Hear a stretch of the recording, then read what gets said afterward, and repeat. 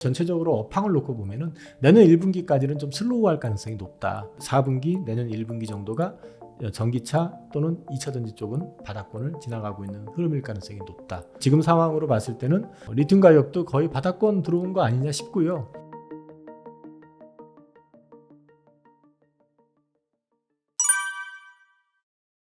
지금 3분기부터 급격히 수요가 줄었네 이러면서 2차 전지가 안 되는 것처럼, 전기차가 안 되는 것처럼 이제 얘기들을 하는데, 여전히 매출은 증가하고 있고요. 미국은 전기차가 이제 올해 처음으로 100만 대를 돌파하면서 아마도 120만 대 이상 팔릴 거로 지금 시장에서는 기대를 하고 있습니다. 판매량을 얘기할 때 23년에 1411만 대를 이제 예상을 했던 게, 전기차 전체 글로벌로 봤을 때 이게 24년에는 1800만 대를 예상하고 있습니다. 여전히 성장을 할 거라고 기대를 하고 있고요. 그 다음에 시장에서 지금 노이즈가 있는 것들이 보면은 전기차 수요가 줄었다. 근데 그 노이즈에 대해서 답변을 하자고 그러면은, 일단 첫 번째, 그동안 고금리. 그죠? 그건 이제 테슬라 CEO가 얘기했었던 건데, 그러면 고금리에 대한 부분을 뒤집어 놓고 얘기하면, 연준에서 이미 금리 피크아웃 선언을 했죠. 그럼 더 이상 금리 안 올린다고 하면은 금리가 어떻게 되냐면 급격하게 떨어집니다. 지금 10년물 국채가 3.9까지 떨어졌어요. 그거 5% 넘어갔었던 거잖아요. 그러니까 시장 반응은 급하게 나오거든요. 그럼 금리에 대한 노이즈는 앞으로 시간이 가면 갈수록 금리 인하를 하게 되면 더 떨어지겠죠, 시중금리는. 그렇게 되면은 금리에 대한 노이즈 줄어들 것이고, 두 번째는 전기차 가격이 비싸지 않느냐, 이 부분에 대한 노이즈가 있을 수 있잖아요. 그러면 이 전기차 가격이 비싼 부분은 결국 배터리 가격이 떨어져야 되는데, 최근에 그 소재 가격 떨어지면서 배터리 가격이 상당히 많이 떨어졌어요.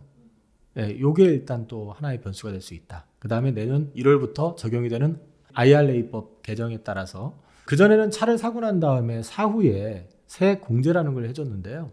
1월 1일부터는 그게 사는 시점에서 공제를 해줍니다. 그럼 $7,500가 매입하는 시점에서 차감이 되는 효과가 있잖아요. 그러면 차를 사는 입장에서 돈을 처음에 다 내고 나중에 정산받는 거하고, 처음부터 그 돈을 차감하고 가는 거하고 또 다르다는 거죠. 거기다가 100% 현금으로 사는 분들이라면은 또 다른 얘기인데, 처음에 살 때 현금으로 사지 않고 할 경우에는 금액이 엎어지게 되잖아요. 그러면 대출이 나중에 돈을 돌려준다 하더라도 이자에 대한 부분이 또 추가로 부과되는 것도 있죠. 그러니까 이게 먼저 선 공제를 해주는 게 효과가 있을 수 있다. 그리고 이제 이거는 아직 법적으로 우리나라 같은 경우는 개정은 안 됐습니다. 근데 배터리 렌탈 또는 리스제에 대한 얘기가 있어요. 그게 어떤 의미냐면은, 전기차를 살 때 전기차 자체는 사는데 배터리 자체는 실제 구매를 하는 게 아니라 렌탈을 하는 거예요. 그냥 정수기 렌탈해서 쓰듯이. 그렇게 해서 내가 3년, 4년, 5년 타는 동안 연납을 하는 거죠. 사용 기간에 대해서. 그렇게 되면은 4년 기준으로 하면은 전기차 가격을 29% 정도가 깎을 수가 있답니다. 5천만 원짜리 30% 깎인다고 하면은 1,500만 원이면 3,500만 원이면 해볼만 하죠. 여기다가 배터리 가격이 떨어진 거 감안해서 보고 세액 공제 감안하고 하면은 예의가 될 수 있잖아요.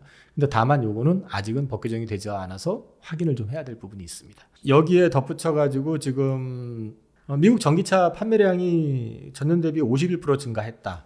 그런데 1년 전에는 60% 증가했기 때문에 감소한 거 아니냐, 증가율이.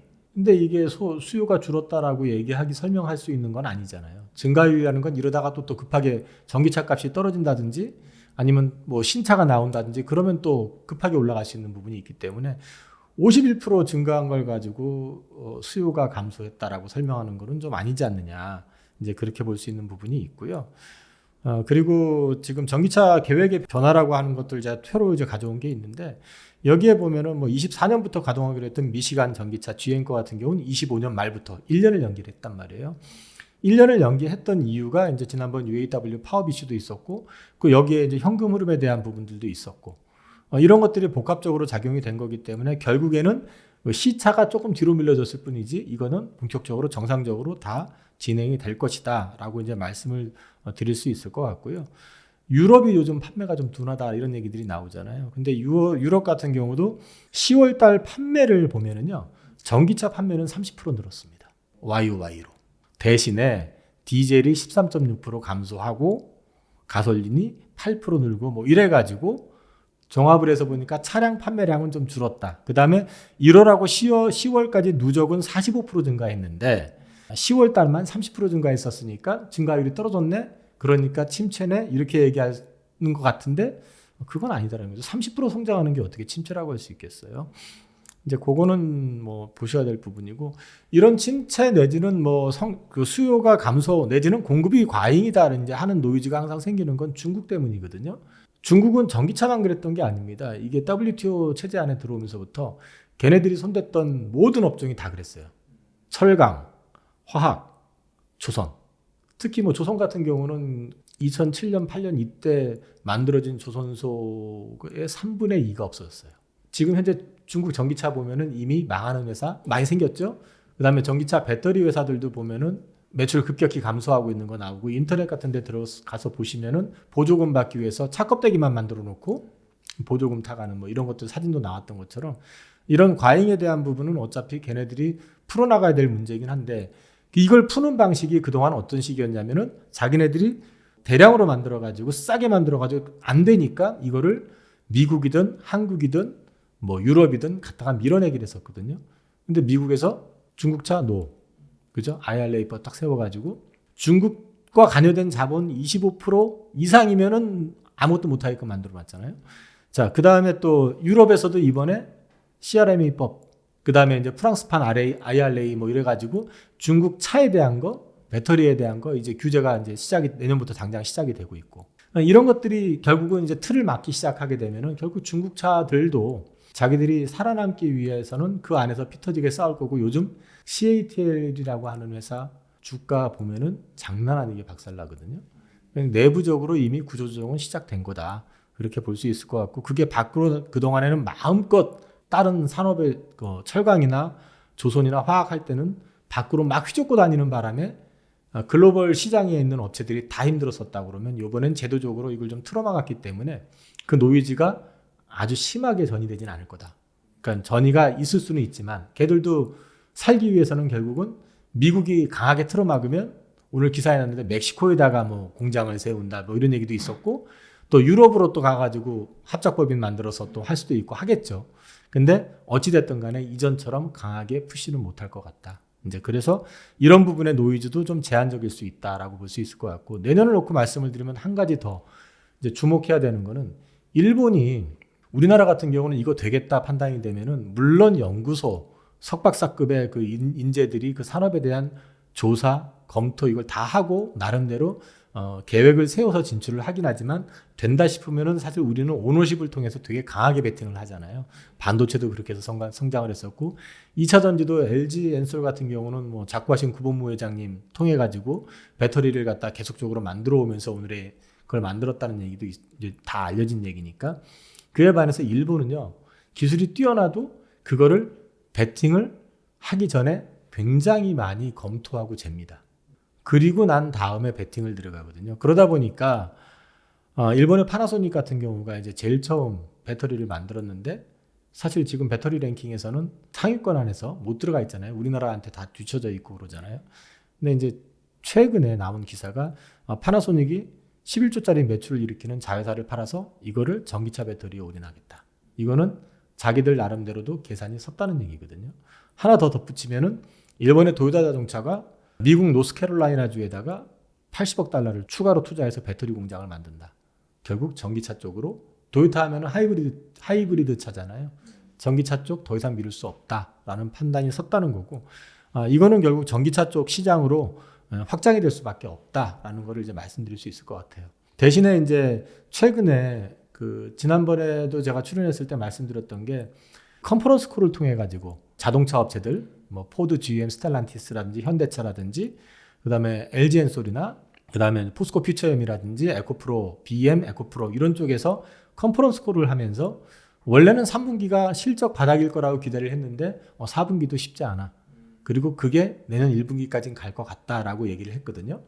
그렇게 본다고 그러면 전체적으로 업황을 놓고 보면은 내년 1분기까지는 좀 슬로우할 가능성이 높다.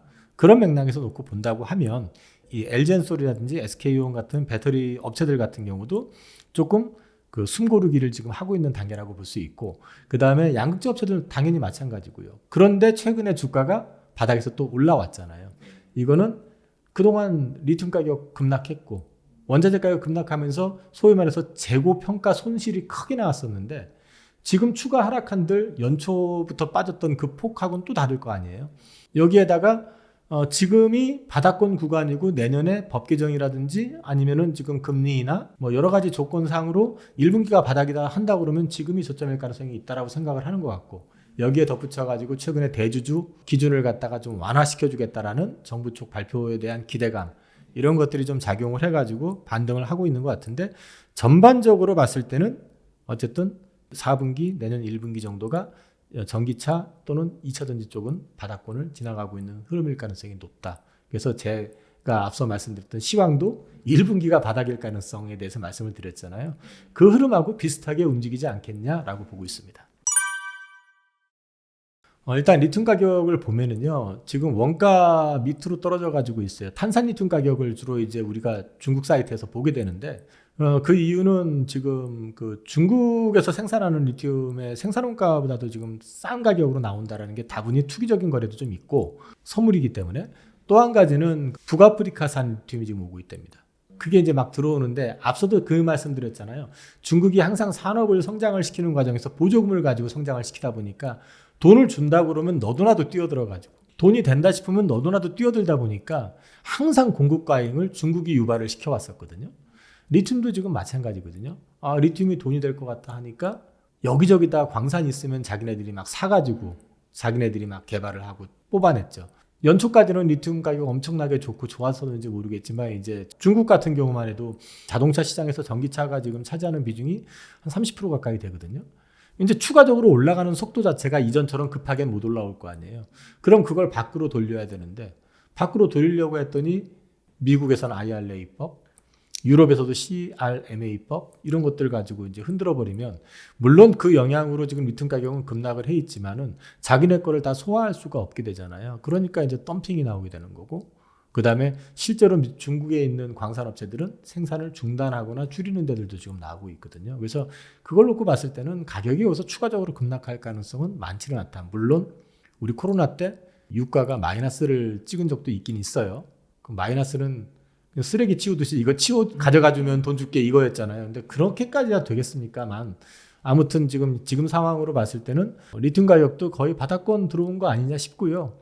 그 다음에 이게 좀 시간이 가면 갈수록 중국하고 이제 여타 국가하고의 어떤, 특히 미국하고 완전히 섹터가 분리가 될 가능성이 높다. 이제 그런 맥락에서 본다면은 리튬 가격의 여파 어느 정도까지는 온 거 아니냐 싶고요.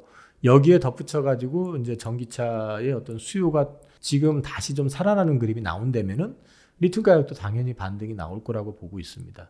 뭐 그건 사실 지금 리튬만 그런 게 아니라, 리튬이 약하니까 양극재도 약하고 동박 쪽도 뭐 지금 가격이 안 좋고 전해액도 마찬가지고 다 안 좋거든요. 근데 이런 부분들은 시간이 가면서 조금씩 풀리지 않을까. 역시 마찬가지로 지금이 바닥 구간일 가능성이 높다고 보고 있습니다. 일단 항상 현대기아는 실적이 좋은데 주가가 안 움직였던 이유가 피크아웃 우려가 계속 나왔었고요. 두 번째는 이익이 전기차에서 나온 게 아니라 내연기관 쪽에서 나온 겁니다. 그러니까 전기차로서의 전환은 빠르게 하고 있는 반면에 거기서 사실 이익이 크게 늘지는 않고 있고, 또 이제 중간에 노이즈가 있었던 거는 IRA 수혜를 못 받을 거다라는 노이즈도 있었고요. 경기가 피크아웃 얘기가 나오게 되면 당연히 자동차 사는 것도 좀 줄어들지 않을까? 이제 그런 우려감도 좀 작용하고 있는 것 같습니다. 그렇지만은 이제 여태까지 뭐 언론지상에서도 나와 있고 하지만, 이 전기차 쪽에서 지금 가장 패스트 무버로서 테슬라에 도전할 수 있는 기업 중에 하나, 그룹 중에 하나가 저는 현대차 그룹이라고 보고 있거든요. 뭐 자율주행 역시 마찬가지고, 동사가 지금 진행하고 있는 부분들이 포텐셜이 생각보다 되게 많습니다. 이 그룹 자체가 자율주행 쪽도 투자해가지고 이미 라스베가스에서 그 택시 자율주행 시작했고, 그 다음에 이제 앞으로도 이쪽에 대해서 키워 나가게 되면 결국은 여기서 말하는 자율주행은 결국 테슬라의 FSD 그쪽하고 이제 필적한 그런 싸움이 될 수 있을 것 같고, 물론 아직은 수준 차이가 나겠지만, 그 다음에 이제 여기가 중요한 거는 인도 시장에서 현대차가 굉장히 강하거든요. 전기차 시장에서 인도 시장이 내년이면 100만 대가 넘어간다고 합니다. 그 전기차 시장에서의 인도 역할도 작지 않기 때문에 이 인도, 베트남, 인도네시아 이쪽 시장 공략하면서 역시 파이를 키울 수 있다. 그리고 최근에 주주환원 책을 계속 강조를 하고 있습니다. 작년에 한 7,000원 정도 주당 배당을 했었는데 올해는 그 이상을 한다고 했었고 지금 20만 원이 안 되니까 8,000원이라고 전제를 한다고 그러면은 그래도 4%대는 나오잖아요, 배당이. 그다음에 가지고 있는 자사주 소각도 계속 얘기를 하고 있고 이렇게 되면은 이제 이런 주주 환원책을 좀 강화할 수 있다. 그리고 또 한 가지는 이 그룹이 가지고 있는 강점 중에 하나가 UAM. 이것도 지금 사업 진행을 지금 하고 있거든요. 그래서 UAM 쪽으로 해가지고 동사가 가질 수 있는 파이가 있을 수 있고 보스턴 다이나믹스라고 하는 회사 그 회사가 이제 로봇 쪽으로 해가지고 어쨌든 기술력을 인정을 받고 있고 나중에 미국 나스닥 상장을 지금 염두에 두고 있는데 이쪽 역시도 뭐 우리나라도 보면 당장에 뭐 최근에 로봇 관련된 주식들 좋잖아요. 그런 흐름을 타지 말란 법 없다. 특히나 상장에 대한 부분이 내년 내후년 가면은 나올 가능성이 있다. 그리고 이제 양산에 대한 경험이 없는데 자회사를 통해서 현대로템을 통해 가지고 양산에 대한 준비도 어느 정도 갖춰지고 있다. 그렇게 봤을 때는 현대차는 그룹 전체가 포텐셜을 좀 가져갈 수 있는 그런 회사다라고 이제 볼 수가 있고요. 이 그래프 지금 나와 있는 걸 보시면 글로벌 자동차들 PER 지금 나왔는데 글로벌 평균 PER이 5.5배? 지금 24년 기준으로요. 근데 현대차가 지금 4배 정도니까요. 이것만 놓고 얘기하면은 한 40% 정도 더 오를 여지는 있어 보이죠. 그러니까 뭐 지금 가격대선이 크게 부담스러운 가격은 아닌 것 같다라고 좀 말씀을 드릴 수 있을 것 같고 현대차가 잘 되려면은 전기차 라인업을 강화해야 되고 이쪽 판매를 역시 이제 확대시켜야 된다. 그다음에 전기차로서의 브랜드 이미지를 강화시켜야 될 부분이 있을 거고요. 보스턴 다이내믹스 상장 이슈에 대해서 주목해 볼 필요가 있다. 그다음에 자율주행 쪽을 통해 가지고 테슬라 경쟁자로서의 포지셔닝이 필요하고요. 그리고 이제 시장에서 별로 주목 안 하고 있지만 삼성동 땅 가격 개발에 따른 밸류 업 가능성도 한번 염두에 두실 필요는 있다. 이렇게 말씀드리겠습니다.